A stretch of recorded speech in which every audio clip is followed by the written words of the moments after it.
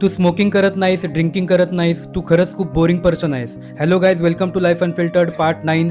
सध्याच्या जनरेशनमध्ये जो लोक स्मोकिंग किंवा ड्रिंकिंग करत नाही त्यांना बोरिंग पर्सन असा टॅग दिला जातो. असं म्हटलं जातं की तू स्मोकिंग ड्रिंकिंग करत नाहीस म्हणजे लाईफ एन्जॉय करत नाहीस. सगळ्यात मोठा क्वेश्चन असा की स्मोकिंग ड्रिंकिंग करणे म्हणजेच लाईफ एन्जॉय करणे आहे का? लाईफ एन्जॉय करण्याचे खूप मार्ग आहेत. काही जण बोलत असतात की मला खूप टेन्शन आहे रे, त्यामुळे स्मोकिंग किंवा ड्रिंकिंग करतो. हे सगळं केलं की बरं वाटतं, मन शांत होतं. तुम्ही तुमचं टेन्शन किंवा थकवा दूर करण्यासाठी आता स्मोकिंग किंवा ड्रिंकिंग करत आहात, पण या गोष्टी तुम्ही लाँग टर्म करत राहिलात तर त्याचे किती सिरियस इफेक्ट तुमच्या शरीरावर होतात याचा विचारसुद्धा तुम्ही करू शकत नाही. कधीतरी वेळ मिळाला तर एका कॅन्सर हॉस्पिटलला जाऊन भेट द्या. तिथे गेल्यावर तुम्हाला कळेल की 80% केसेसमध्ये कॅन्सर हा स्मोकिंग किंवा ड्रिंकिंग केल्यामुळे होतो. तुमचा हा 5 मिनिटाचा आनंद तुमच्यासोबत तुमच्या फॅमिलीचं आयुष्यसुद्धा बर्बाद करू शकतो. लाईफमध्ये टेन्शन असेल आणि टेन्शन दूर करायचं असेल तर मेडिटेशन करा, होम वर्कआउट किंवा जिम करा.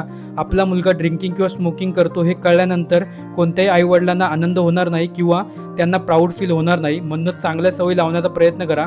माझे विचार आवडत असतील तर फॉलो करायला विसरू नका.